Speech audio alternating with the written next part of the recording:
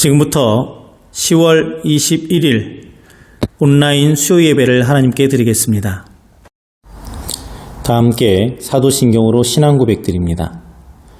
나는 전능하신 아버지 하나님 천지의 창조주를 믿습니다. 나는 그의 유일하신 아들 우리 주 예수 그리스도를 믿습니다. 그는 성령으로 잉태되어 동정녀 마리아에게서 나시고 본디오 빌라도에게 고난을 받아 십자가에 못 박혀 죽으시고 장사된 지 사흘 만에 죽은 자 가운데서 다시 살아나셨으며 하늘에 오르시어 전능하신 아버지 하나님 우편에 앉아 계시다가 거기로부터 살아있는 자와 죽은 자를 심판하러 오십니다.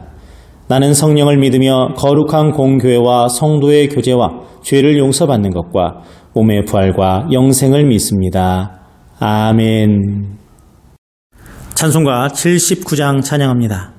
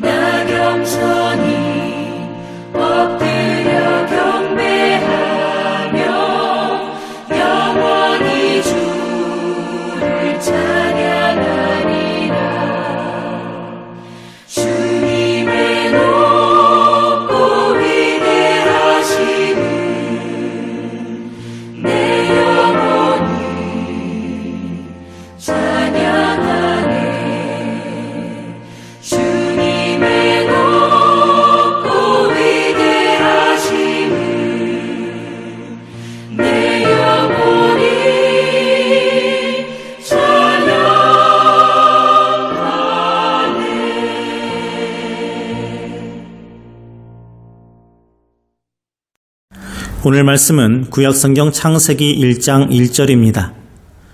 함께 봉독합니다. 태초에 하나님이 천지를 창조하시니라. 아멘. 할렐루야. 오늘은 하나님은 어떤 분이신가 하는 내용을 가지고 함께 살펴보고자 합니다. 지난주 수요일에 제가 촬영을 제대로 못해가지고 제 얼굴이 너무 크게 나와서 부담스러워 하시는 분들이 계셨던 것 같습니다. 그래서 오늘부터는 촬영 기법과 그리고 편집 소프트웨어를 제가 좀 바꿔서 좀 부담스럽지 않게 그렇게 말씀을 나눠보고자 합니다. 하나님은 어떤 분이실까요? 우리가 아는 하나님은 어떤 하나님입니까? 저 높은 우주 꼭대기 하늘 위에 계시는, 그리고 때에 따라서 웅장한 음성으로 우리 인간들을 주눅들게 만드는 그런 하나님. 마치 우리 옛날 동화에 나오듯이 지팡이를 짚고 머리와 백발 수염을 기른 그런 뭔가 좀 위험 있으면서 인자한 산신령과 같은 그러한 모습의 하나님으로 우리는 인식되어 있지 않습니까? 우리가 아는 하나님은 그런 하나님이 아닙니다. 하나님은 영이신 분이에요. 눈으로 확인하고 볼 수 있는 그런 차원이 아닙니다. 영이시기 때문에 무궁무한하시고 전지전능하시고 언제나 우리와 함께 하실 수 있는 분입니다. 그래서 하나님의 속성에 대해서 오늘부터 살펴보고자 합니다. 이런 글이 있습니다. 네가 하루의 행복을 원하느냐? 그러면 이발을 해라. 네가 한 주일의 행복을 원하느냐? 그러면 말을 사라. 네가 한 달의 행복을 원하느냐? 그러면 자동차를 사라. 네가 1년의 행복을 원하느냐? 그러면 결혼해라. 네가 일생의 행복을 원하느냐? 그러면 정직해라. 이것은 미국의 한 철학자가 이야기한 행복의 비결입니다. 여러분도 이 글에 공감하십니까? 이 철학자는 행복이라는 것에 대해서 어느 정도 간파했던 것 같습니다.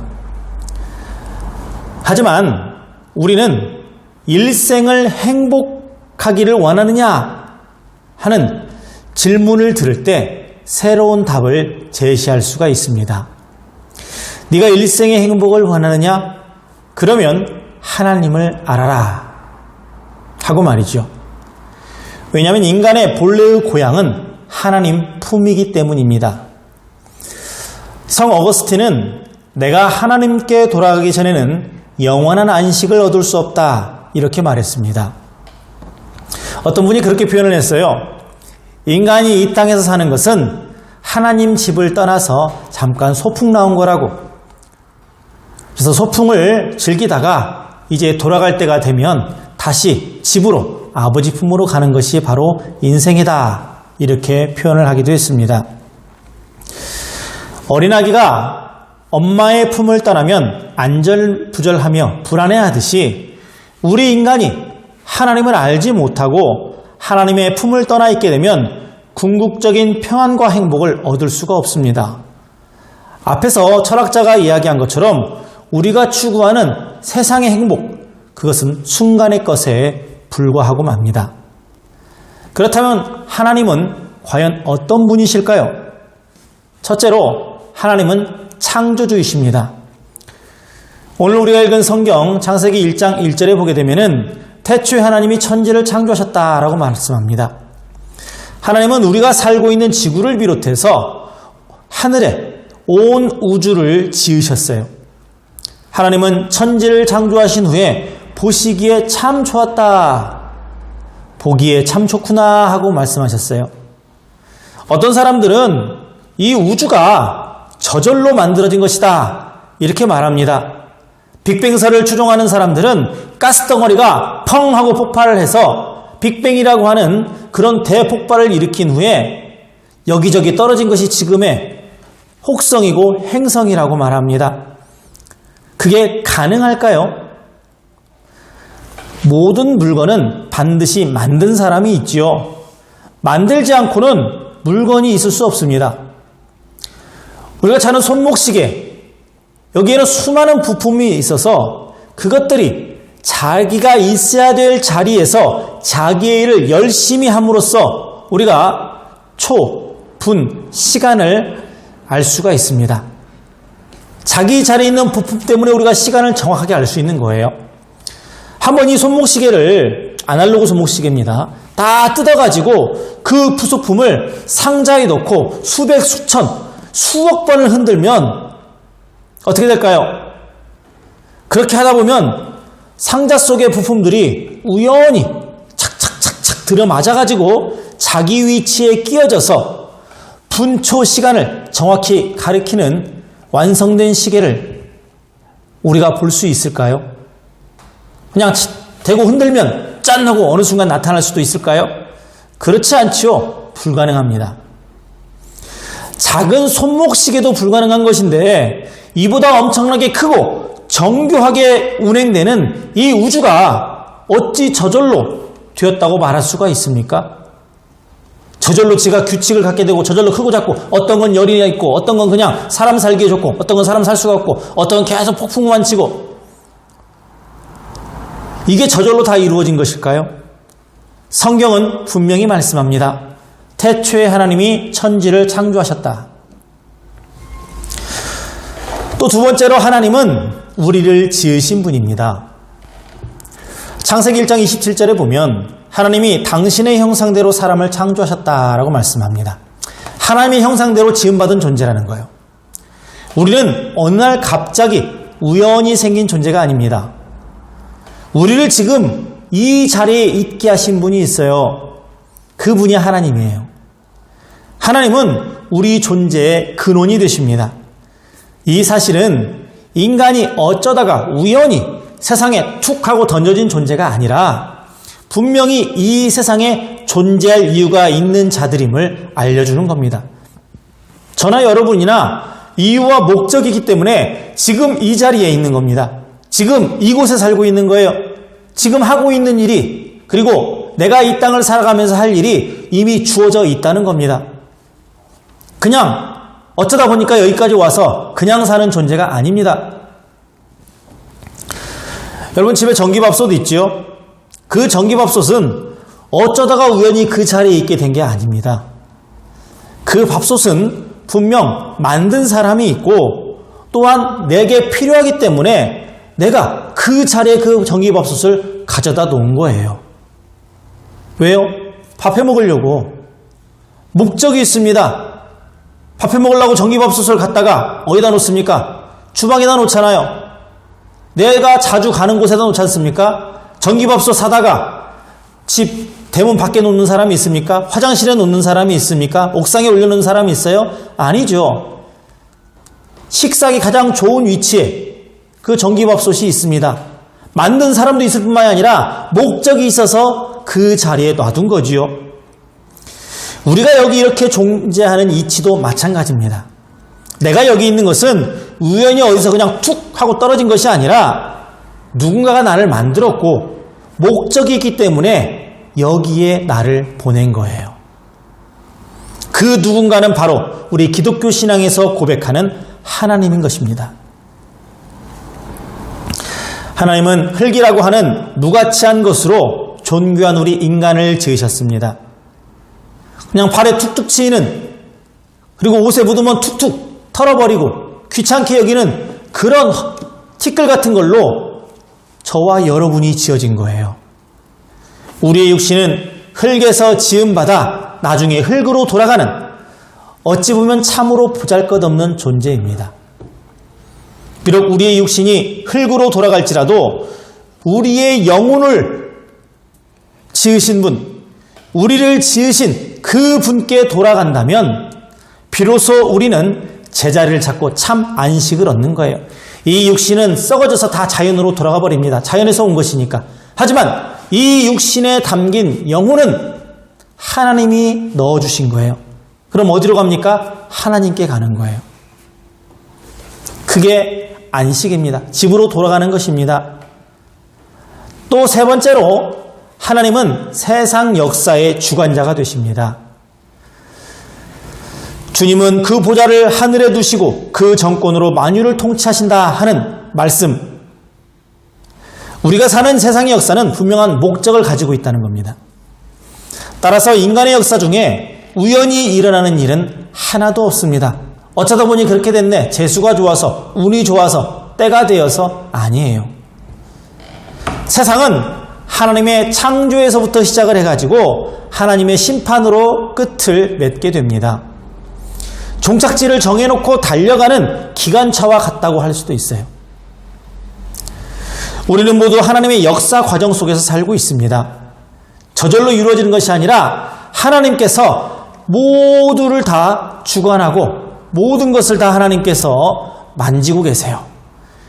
우리가 사는 세상의 역사는 두 세력 간의 전쟁이라고 볼 수가 있습니다. 하나님의 뜻을 실현시키려고 하는 힘과 하나님의 뜻을 거슬러 멸망에 이르게 하려고 하는 악의 힘이 대립하고 있습니다. 흔히 우리가 천사와 악마로 그렇게 표현하기도 하지요. 때로는 이 악하고 세속적인 힘이 더 강한 것 같이 보일 때가 있습니다. 그러나 결국 하나님의 뜻이 온전히 성취되어서 하나님의 나라가 이루어지게 되어 있습니다. 그게 하나님께서 이미 정해 놓으신 결론이에요. 우리가 막 어쩌고저쩌고 한다고 해서 이 결론이 뒤바뀌어지지 않습니다. 우리가 하루하루 살아가는 것이 내 마음대로 되는 것 같지만 내 마음대로 되는 거 하나도 없습니다. 커다란 섭리 손길 안에서 우리는 살아가고 있는 거예요.